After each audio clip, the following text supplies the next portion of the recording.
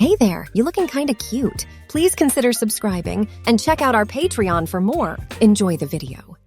I have been feeling very sad for a while now. So much so that it was affecting my family. My wife and daughters couldn't really handle it anymore. I had too much pride to seek help, so my ex-wife kicked me out of the house. I went to the mall looking for a new outfit to make me feel better. Something feminine always made me feel better. I looked in all the usual stores, but as usual, they didn't have much in my size. I'm too big to be considered effeminate in anyone's eyes. When I go to a store I've never been to before, I find the most beautiful dress I've ever seen. Even stranger, for a major mall outlet, it has a wooden door, would you believe? Well, the store being strange wasn't going to stop me for even a second. It was too good to be true, that dress. So I opened the door and walked in without even looking at what the shop was called. I went straight to the dress in the shop window as soon as I heard the shop bell. I heard something behind me, but I didn't bother to turn around as I asked the clerk if it came in a size 20W. He told me, "Rachel, it doesn't, but that shouldn't be a problem because it's made to fit perfectly whoever wears it." As I turned around and saw the person standing in front of me, I took my time to look around the shop, remembering everything I had ever read about it on the internet. "Oh my God," was all I could say. The mysterious man says with a smile, "Not even close, my dear." "I'm glad to finally meet you, mysterious man. It seems like I've been dreaming about this moment for a very long time. You just had to look for me and be sure that you wanted to find me, and you did." Laughing, he said, "Yes, I've been kind of ambivalent about that." "You have, yes." He gave a smile back. "Now let's get down to business. I think you like that dress in the window, don't you, dear?" "Yes, a lot. It's so pretty. It's made of silk from China and comes with a garter belt and pants that all match, but the nylons are extra. How will it make me look when I wear it?" He looked right into my soul with those kind old eyes. As he smiled, he said, "Well, I see you like certain type of maid outfits, don't you? But what about my kids? I don't want to hurt them any more than I already have. We can do one of two things with that, honey. The first is that you're dead and they've moved on with their lives without you. Not quite what I'd hoped for, or they know who you are and what you've become and are okay with and supportive of your change. Oh yes, please choose the second choice. But what about my ex-wife? Does that deal include her? Yes, but I know what you want, which is for her to love you as you change. I could do that, but it wouldn't be fair to her, so I'll just leave it as a possibility and let her decide, okay? I can live with that, sure." The mysterious man then waves his hand, and the dress and underwear are in his hand. "Do you want to change here, my love? Could I, please?" "Yes, thank you. The dressing room is just past the curtain and to the left." I walked through the curtain and looked for the dressing room. I smiled when I saw that it was marked ladies. After I took the clothes, I touched the silk dress and thought it was the softest silk I had ever felt. I have always loved silk, so I buy it as often as I can. I put my arms through the shoulder straps, and as soon as I do, I feel a strange tingling everywhere the material has touched. As I watch, the hair on my arms gets lighter and softer, like the silk of the dress. I reached around my back, grabbed the straps, and tied them together. It fit perfectly, and when I looked down, it's filled nicely without being pinched. Then there was the black silk garter belt, but it was so small, and my waist is not small at all. As I thought about what it would look like in it, I smiled. Again, I felt an odd tingling, but this time it was around my waist. Wow, it can't be higher than 22 inches now. It never hurts to be polite to a mysterious man, so excuse me, Mr. Mysterious Man, sir.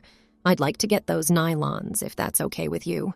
This dress needs something in a seamed stocks, don't you think? Rachel, that's not a problem at all. I don't think you'll have any trouble paying for them. I found myself holding a pair of black silk-seamed nylons, and I laughed as I rolled them up and started to put them on. At least the tingle is no longer so strange. As I watched, my legs got very long and girly. When I looked in the mirror, I was sad to see the same old manly face. I still had to put on my dress, though. As I put it on, I felt dizzy and fell backwards onto the bench that was attached to the wall behind me. It was strange that I hadn't seen it there a minute earlier. When my head stopped hurting, I looked back in the mirror and gasped. The girl who looked back at me smiled. The silk Chinese dress I wore made me look beautiful, I'm so excited. After putting on my 2-inch ankle strap heels, I left the dressing room. Wait, weren't these flat-soled sandals just a minute ago? Oh, well, they all say that he is a mysterious man, so I guess he is. When I got close to the mysterious man, I hugged him. But Rachel, you didn't need to do that. Maybe not, but I really want to say thank you. Now, how much do I owe you for the dress and tights? The dress costs $150 and the nylons cost $12. No problem. Do you want to pay with a check or a MasterCard? Oh, and could I buy a gift card for my daughter? Why not? Do you really think she'd want one from me? I'm not sure she's happy the way she is, and she's read all the stories, so if she wants to use everything, I'll just ask that you make sure she's happy with the results. I think a $50 gift certificate should be good for anything she wants. Your total amount will be $224.72. Oh no, I forgot my wallet in the dressing room with my clothes. No, dear, it's in your purse, right here. Oh, you're so nice. It goes with my new dress. After signing my credit card receipt with my new name, I saw that the name on my card had changed to Rachel. As I left his shop to start my happy new life, I smiled. That's it. This was cause for a party. So how should we celebrate? Besides that, go shopping. I really want more off that Chinese silk dress. I love silk, and those Chinese dresses are gorgeous. So the only real question is where to shop. Go shopping in your town where there are only a few stores or drive 75 miles away to a place with nicer stores. I did say that this was a party, didn't I? Drive, you girl.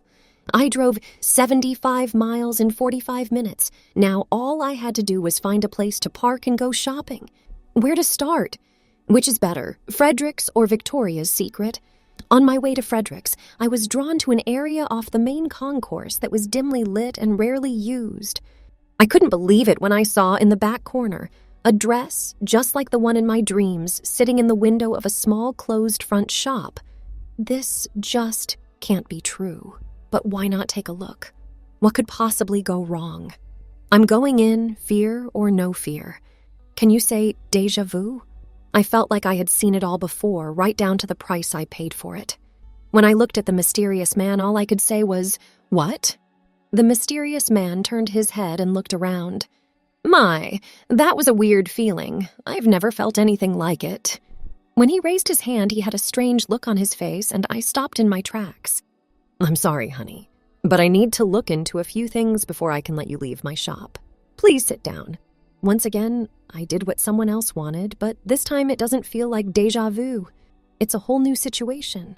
I walked back into the shop and sat down on a recliner that hadn't been there a second before. I waited anxiously on the recliner for the mysterious man to tell me what had made me feel so strange. He looked like he was deep in thought, as if he were thinking about something very important. He finally spoke after what seemed like an eternity. His voice was a mix of wisdom and kindness. Rachel, you felt like you'd been there before because this shop is outside of time and space. It speaks to people's deepest hopes and dreams when they walk through its doors. You see, this isn't just a regular dress shop. It's a place where people can change and find their true selves without fear of being judged. His words hit me hard, and I nodded, trying to understand how important the moment was. So, you're saying that this shop and this dress are more than they seem? I asked about it because I wanted to know more about what I had found. Yes, indeed, he said with a smile that showed he knew. The dress you wear is more than just a piece of clothing. It's a sign of independence and self-discovery. When you wear it, it helps you get in touch with your true self and inner strength. And as you change, the world around you changes too. As I thought about what he said, I realized how much my choices had changed my life and the lives of those around me. The idea of being myself without fear was both exciting and scary, but the mysterious man's presence and advice gave me the strength to do it. As you go on this journey, Rachel, keep in mind that clothes are about more than just how they look. It shows who you are and how you want other people to see you. Don't let social norms hold you back. Break free and let your true self shine through, he said, his eyes full of encouragement. With a new sense of determination, I thanked the mysterious man for his advice and left the shop. As I walked through the mall, I felt like I could do anything. The way people looked at me didn't mean as much as it used to. All that mattered was that I felt beautiful and true to myself. In the weeks after my life-changing experience at the shop of the mysterious man, I worked up the courage to talk to my children about the changes I was going through. Even though I was worried about what they would say, I knew I had to be open and honest with them. To my relief and joy, my daughters turned out to be more understanding and accepting than I could have ever hoped for. They listened with kindness as I told them why I had decided to go by my real name, Rachel. They asked questions and told me what worried them, but in the end, their love for me was clear. "We just want you to be happy," my oldest daughter said with tears in her eyes. "If becoming Rachel is what makes you feel whole and complete, then we fully support you." Her words touched my heart deeply, and I gave her a tight hug because I was so thankful for her love.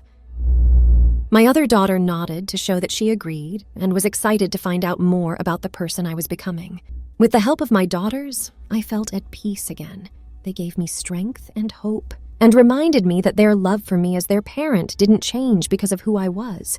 But the conversation with their mother, my ex-wife, was harder.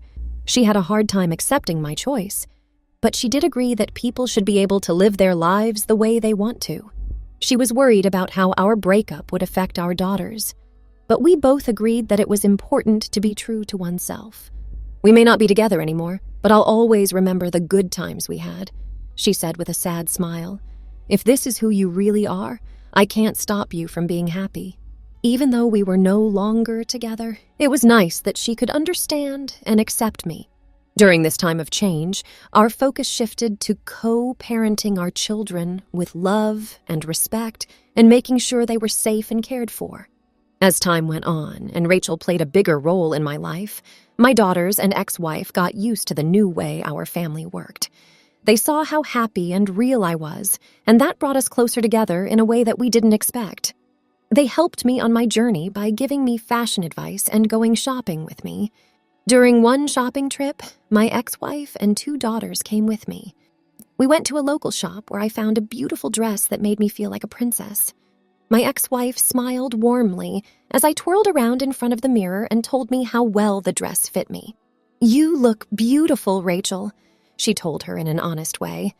"I may not fully understand what you're going through, but I can't take away the happiness it brings you." When she said that, it warmed my heart to know that even though our romantic relationship was over, we had made a new connection based on acceptance and mutual respect. As time went on, my journey as Rachel kept getting better. With my newfound confidence and honesty, I was able to explore different parts of who I was. Even though life had been hard, it helped to know that my daughters and ex-wife were there for me. Thanks for watching. Be sure to check out Patreon for a lot more content and early access to YouTube videos.